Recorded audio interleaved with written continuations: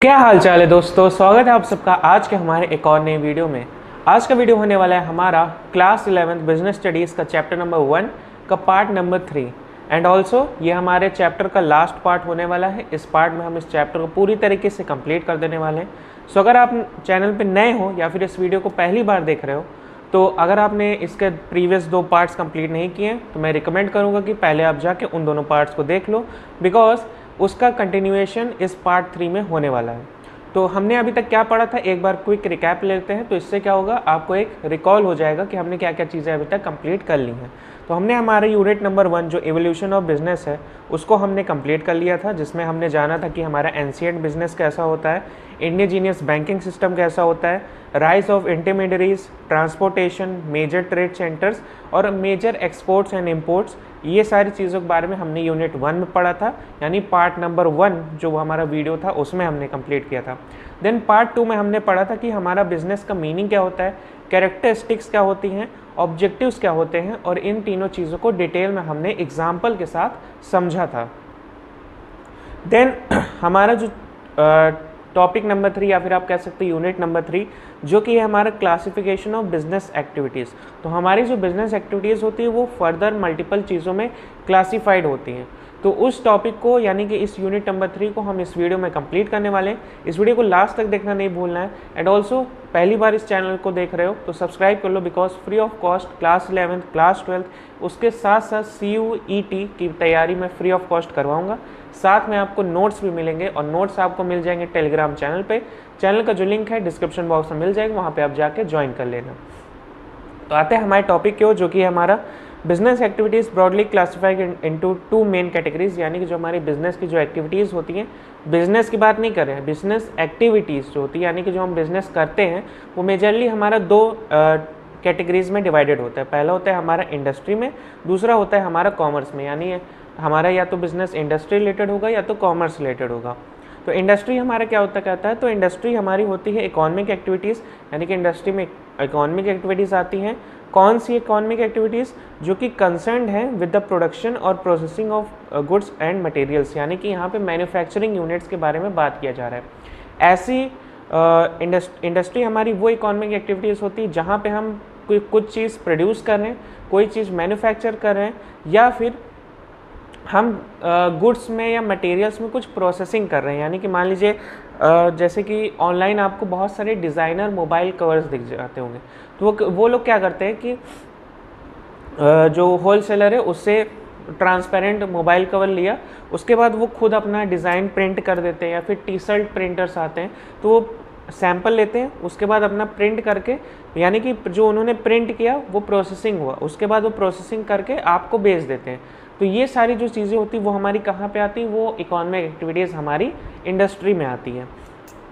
Economic activities involves the conversion of raw materials into finished goods, यानी कि जहाँ पे हम रॉ मटेरियल्स को फिनिश्ड गुड्स में कन्वर्ट करते हैं वो हमारा इंडस्ट्री कहलाता है।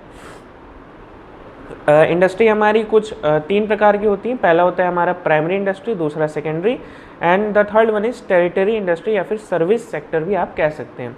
तो प्राइमरी इंडस्ट्री हमारी वो इंडस्ट्री होती है जो कि मेन मोटिव उनका होता है क्या, extraction of natural resources and reproduction of living organism, यानी कि जो हमारे एग्रीकल्चर होता है, फॉर एग्जांपल माइनिंग हो गया और पोल्ट्री फार्म्स हो गए, फिश फार्म्स हो गए। तो यहाँ पे क्या हो रहा है कि हमारा नेचुरल रिसोर्सेज का इस्तेमाल कर रहे हैं या फिर हम अपने लिविंग ऑर्गेनिजम्स का रिप्रोडक्शन करवा रहे हैं।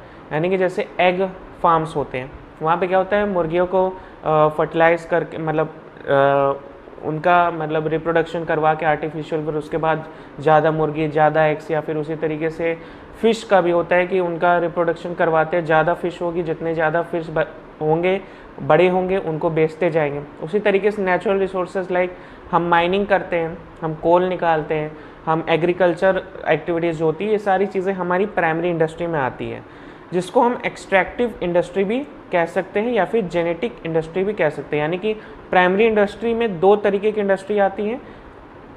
एक्सट्रैक्टिव क्या होती है, extracting resources from earth, air और वाटर, यानी कि जब हम अर्थ, वाटर, एयर में से कुछ चीज़ें निकाल लें, एक्सट्रैक्ट कर रहे हैं, जैसे कि माइनिंग जो मैंने एग्जांपल दिया, फिशिंग हो गया, फॉरेस्ट्री हो गया। तो ये सारी चीज़ें हमारी एक्सट्रैक्टिव इंडस्ट्री आती है। एक्सट्रैक्टिव इंडस्ट्री हमारी क्या है, प्राइमरी इंडस्ट्री का सब पार्ट है। इसी तरह जेनेटिक इंडस्ट्री क्या होती है, involving breeding of plants and animals for further reproduction, यानी कि प्लांट और एनिमल का फर्दर रिप्रोडक्शन के लिए, जैसे कि पोल्ट्री फार्मिंग, हॉर्टिकल्चर, ये सारी चीज़ें हमारी एग्जाम्पल हो जाती हैं। सेकेंडरी इंडस्ट्री में क्या आता है कि this industry are the output of primary industry as raw materials to produce finish goods, यानी कि सेकेंडरी इंडस्ट्री में क्या करते हैं कि हमारे जो रॉ मटेरियल्स प्राइमरी इंडस्ट्री से आए हैं उसको हम कन्वर्ट करते हैं फिनिश गुड्स में, जो हमारे फिनिश्ड गुड्स हैं उसमें हम अपना कन्वर्ट करते हैं, उसके बाद हम उसको बेचते हैं। अब कैसे बेचेंगे वो हमारा सर्विस सेक्टर में बताएगा। तो इसको हम अपना मैन्युफैक्चरिंग इंडस्ट्री भी कह सकते हैं। क्यों? क्योंकि हम यहाँ पे रॉ मटेरियल्स को कन्वर्ट करते हैं सेमी फिनिश्ड गुड्स को, या फिर मतलब रॉ मटेरियल या सेमी फिनिश्ड गुड्स को फिनिश्ड गुड्स में कन्वर्ट किया जाता है। Sorry, they can be further classified based on a type of product, यानी कि इन चीज़ों को फर्दर क्लासिफिकेशन में हम कर सकते हैं, जैसे कि एनालिटिकल, जैसे कि separate basic raw materials into different products, यानी कि oil refinery. Basic raw materials यानी कि जब ऑयल रिफाइनरीज होती हैं, क्रूड ऑयल जो होता है या फिर क्रूड फ्यूल होता है, आपको पता हो तो उसको जब रिफाइन किया जाता है उसी में से आपका पेट्रोल भी आता है, उसी में से आपका जो हेयर ऑयल होता है शायद वो भी आता है, हेयर ऑयल नहीं सॉरी, दूसरे तरीके का ऑयल होता है वो भी आता है, पेट्रोलियम भी आता है, और उसी क्रूड ऑयल से हमारा जो वैसलीन होता है वो भी उसी क्रूड ऑयल का से ही निकलता है। तो उसी तरीके से कहा जा रहा है कि एनालिटिकल यानी कि separate basic raw materials into different products, एक ही रॉ मटेरियल है उससे हम डिफरेंट चीज़ों के मतलब डिफरेंट चीज़ें हम बना पा रहे हैं। सिंथेटिक यानी कि हम combine various ingredients to create new product, यानी कि मल्टीपल चीज़ें एक या दो या दो से ज़्यादा चीज़ों को कंबाइन करा जा रहा है जिससे कि हमारा कोई एक नया प्रोडक्ट निकल रहा है जिसको हम सिंथेटिक कह रहे हैं। जैसे कि हमारा सीमेंट होता है, हम सीमेंट मैन्युफैक्चरिंग होती है उसमें हम मल्टीपल चीज़ें इन्वॉल्व करते हैं। Processing involve successive stages of manufacturing, जैसे कि शुगर रिफाइनिंग। असेंबलिंग क्या होता है, put together different components to make final products. Example है हमारा कार मैन्युफैक्चरिंग, मोबाइल मैन्युफैक्चरिंग, जैसे कि मोबाइल होता है स्मार्टफोन्स, मतलब स्मार्टफोन मोबाइल एक ही बात है, टैबलेट्स हो गए, कंप्यूटर्स हो गए। तो इसमें क्या होता है कि हमारे मल्टीपल कंपोनेंट्स होते हैं, मल्टीपल कंपोनेंट्स को हम उसको असेंबल करते हैं। जैसे कि बहुत से फ़ोन मार्केट करते हैं अपने आप को क्या कहते हैं, असेंबल्ड इन इंडिया, यानी कि वो इंडिया में बनाए नहीं गए, वो बाहर से उनके कंपोनेंट्स मंगवाए गए। जैसे कि फॉर एग्जांपल ये पेन है, ये पेन का कैप है, ये पेन का बैक वाला कैप है, ये छोटा सा दिख रहा होगा, ये पेन का कैप, फिर ये पीछे का हिस्सा और ये हमारा पेन है। इसको मान लीजिए हमने किसी और कंट्री से मंगवाया, इसको हमने किसी और कंट्री से मंगवाया, ये पेन का बॉडी हमने किसी और कंपनी से मंगवाया और इसकी जो निब है ये हमने कहीं और से मंगवाया।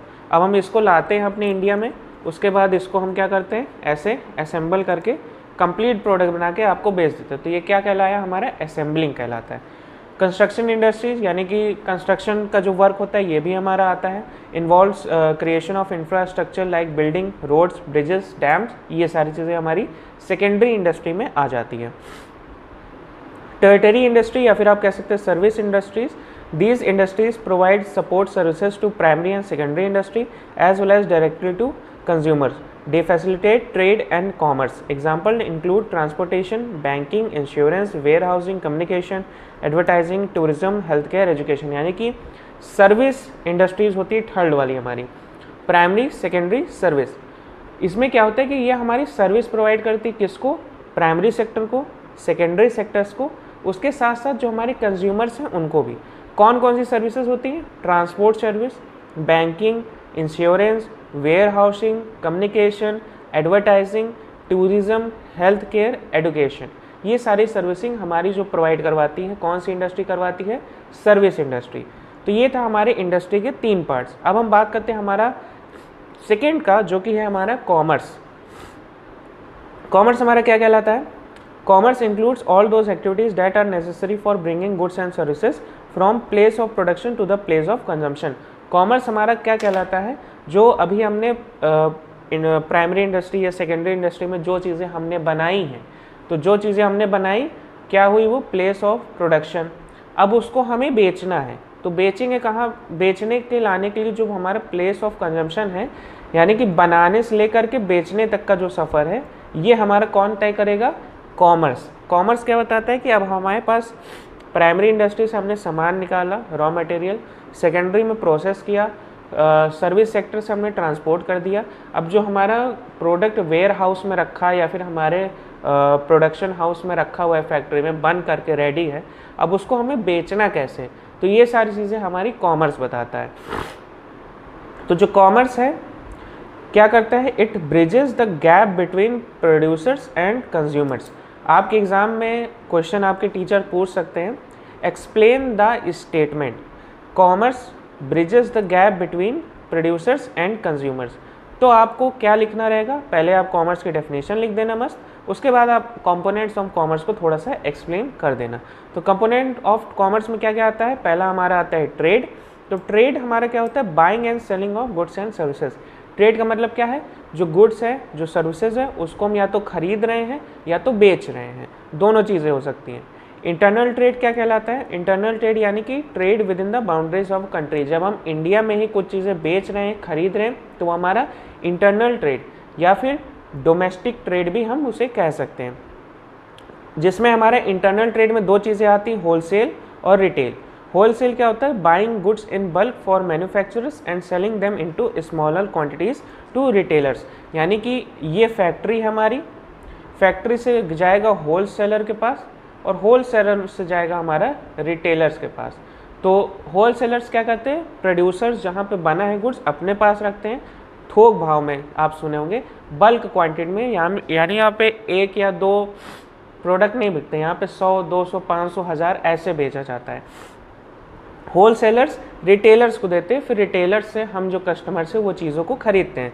तो रिटेल क्या करते हैं? Retail buying goods and services from wholesalers and selling them into small quantities to the ultimate consumers. यहाँ यानी कि यहाँ पे 100, 200 की बात होगी, यहाँ पे 1, 2, 3 ऐसे बात होने वाली है फुटकर सामान के लिए। एक्सटर्नल ट्रेड क्या होता है? या फिर आप कह सकते हैं फॉरेन ट्रेड, यानी कि जब ट्रेड हो हमारा दो या दो से ज़्यादा कंट्री के बीच में, यानी कि अब हम यहाँ पे इंपोर्ट एक्सपोर्ट वाला काम करने वाले हैं। तो इंपोर्ट एक्सपोर्ट या फिर एंट्री पोर्ट या फिर री एक्सपोर्ट, ये क्या होता है समझते हैं। इंपोर्ट क्या होता है? जब हम purchasing goods from a country, हम किसी कंट्री से सामान खरीद रहे हैं, जैसे हम चाइना से बहुत ज़्यादा इंपोर्ट करते हैं, तो वो क्या हुआ? हमारा एक एक्सटर्नल ट्रेड हुआ।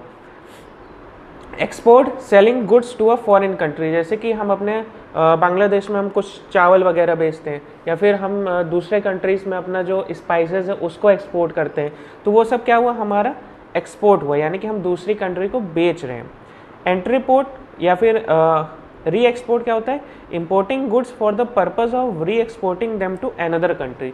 यानी कि मान लीजिए अब जैसे फॉर एग्जांपल करंट सिनेरियो लेते हैं कि जैसे यूएस ने क्या किया, जो प्रेसिडेंट है ट्रम्प, उन्होंने टैरिफ लगा दिया चाइना पे।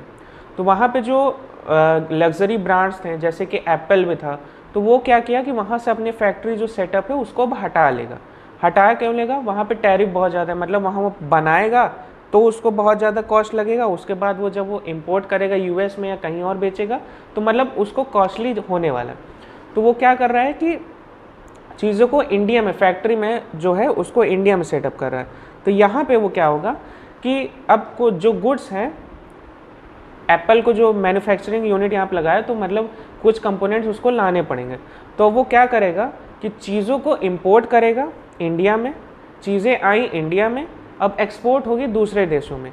कैसे हुआ कि डायरेक्ट, मान लो यूएस ने जो सैंक्शन टैरिफ लगाए किसी कंट्री में मान लो, तो वो डायरेक्ट ट्रेड नहीं कर सकते, बट हाँ ऐसे हो सकता है चीज़ों को इंडिया में भेजा गया, फिर इंडिया से किसी और कंट्री में भेज दिया गया, तो क्या हुआ, हमारा चीज़ें भले ही हमारे थ्रू गई, बट जो कंपनी है उसको जो कॉस्ट है उसको कम पड़ने वाली है, टैरिफ नहीं लग पाएगा। तो आई होप ये आपको एग्जांपल समझ में, अगर अभी भी नहीं आया तो कमेंट करना, मैं दूसरे एग्जांपल से इसको समझाने का ट्राई करूँगा। ट्रेड के बाद आता है हमारा एड्स टू ट्रेड, या फिर आप कह सकते हैं एड्स। ये हमारा वो एड्स वाला एड्स नहीं है, एसटीडी वाला नहीं है, ये हमारा एड्स है, यानी कि फ़ायदा करना। ऑक्सिलरीज टू ट्रेड, यानी कि ये हमारी जो सर्विसेज होती है जो कि फैसिलिटेट करती है हमारी स्मूथ फ्लो ऑफ ट्रेड, यानी कि जो हमारा ट्रेड हो रहा है वो अच्छे से हो, वो स्मूथली हो। तो वो क्या क्या होते हैं? सबसे पहला है हमारा ट्रांसपोर्टेशन। ट्रांसपोर्टेशन अगर हमारा अच्छा है तो जो हमारा ट्रेड है उसमें बहुत ज़्यादा बेनिफिट होने वाला है। बिकॉज अगर हम चीज़ों को ऑन टाइम डिलीवर कर पा रहे हैं, ऑन टाइम हम सप्लाई कर पा रहे हैं, तो हमारा जो टाइम है वो बचेगा, जो डिमांड है हम उसको फुलफ़िल कर पाएंगे और हमें प्रॉफिट होगा। तो movement of goods from production centres to consumption centres. उसी तरीके से है बैंकिंग एंड फाइनेंस। ये कैसे? Providing funds and credit facilities for business activities, यानी कि किसी बिजनेस को कोई मशीन चाहिए, फैक्ट्री सेटअप करना है, वो मशीन जो है वो फॉरेन से हमें इंपोर्ट करवानी पड़ेगी। उसके लिए बिजनेस के पास कैपिटल नहीं है, बट वो क्या कर रही है, उसको लोन ईजिली मिल जा रहा है, जिससे कि हमने इंपोर्ट करा मशीन को और हम उस मशीन से प्रोडक्शन करके हमारी इकॉनमी को बढ़ा सकते हैं, मतलब कहीं ना कहीं से हम उसको हेल्प कर सकते हैं। तो ये क्या हुआ कि अगर हमें ईजिली एक्सेस रहेगा लोन्स का, तो कहीं ना कहीं हमारा जो बिज़नेस है उसको हेल्प होगी। इंश्योरेंस, अगर protecting business from various risk like fire, theft and accidents, यानी कि इंश्योरेंस सेक्टर भी बहुत वाइटल रोल प्ले करता है। वेयर हाउसिंग, हमने मान लीजिए बल्क में सामान मैन्युफैक्चर कर लिया, बट हमारे पास जगह ही नहीं है कि हम उसको कहाँ पे रखें, और अगर हम अच्छे तरीके से स्टोर करके नहीं रखेंगे तो हमारा जो सामान है वो ख़राब हो जाएगा। इस वजह से वेयर हाउसिंग भी ज़रूरी है। जो हमारा गुड्स है इसको हम स्टोर कर देते हैं from time of production until they are needed for sale, यानी कि हमने प्रोड्यूस करके बल्क में बना के रख दिया वेयर हाउस में, अब हम उसको जब बेचना होगा तब हम निकाल के उसको बेच देंगे। उसके साथ साथ है हमारा communication, facilitating exchange of information between buyers and sellers, यानी कि जो हमारे सेलर और बायर्स हैं इनके बीच में जो कम्युनिकेशन है वो भी हमारा अच्छे से होना चाहिए। Making consumers aware of availability of goods and services, persuading them to buy, यानी कि एडवर्टाइजिंग। आप जान सकते हैं कि हम आजकल चीज़ों के बारे में, पहले क्या रहता था कि लोगों का एडवर्टाइजिंग पे उतना मतलब डिपेंडेंस नहीं था। पहले हम लोगों से सुनते थे कि हाँ, हमने पड़ोस में सुना कि भैया उनके पास इस कंपनी का फ़ोन है तो हम भी इस कंपनी के ले लेते हैं। बट अब क्या है कि हमारे पास, हमें पता है कौन सी कंपनी का फ़ोन आ रहा है, कौन सी कंपनी कैमरा अच्छा है, कौन सी कंपनी की बैटरी अच्छी है। कैसे हम पता कर पा रहे हैं? बिकॉज आप यूट्यूब खोल के देख लो, इंस्टा खोल लो, फेसबुक खोल लो, कहीं पर भी कोई भी सोशल मीडिया खोलोगे आपको तुरंत एडवर्टाइजमेंट दिख जाएंगे कि इस कंपनी का ये नया फ़ोन आया, इसकी ये स्पेसिफिकेशंस है। तो ये कैसे हो पा रहा है? ये एडवर्टाइजिंग के थ्रू हो पा रहा है। जिसकी जितनी अच्छी एडवर्टाइजिंग होगी उतना अच्छा उसका प्रॉफिट होने वाला है, उतनी अच्छी सेल उसकी होगी। बिकॉज अगर कंज्यूमर को, कस्टमर को पता ही नहीं है कि आप क्या बेच रहे हो तो आप उसको बेचो कैसे? उसको पता तो होना चाहिए, आपको नीड क्रिएट करनी पड़ेगी। तो that's it for this chapter. यहाँ पे हमारा चैप्टर कंप्लीट होता है। ऑल्सो जिस दिन आप ये वीडियो देख रहे हैं, मतलब जिस डेट को ये वीडियो अपलोड हो रहा है, उस डेट को मैं इस चैप्टर का जो ये नोट्स है PDF, ये फ्री ऑफ कॉस्ट आपको मिल जाएगा टेलीग्राम चैनल पे, वहाँ पे मैं इसको अपलोड कर दूँगा। ऑल्सो इसका एक और पार्ट आने वाला है जो कि है हमारा मोस्ट इम्पॉर्टेंट टिप्स। इसका मैं थोड़ा सा आपको स्निक पिक दे देता हूँ। ये देखिए, आपको नीचे दिख रहा होगा मोस्ट इम्पॉर्टेंट टिप्स।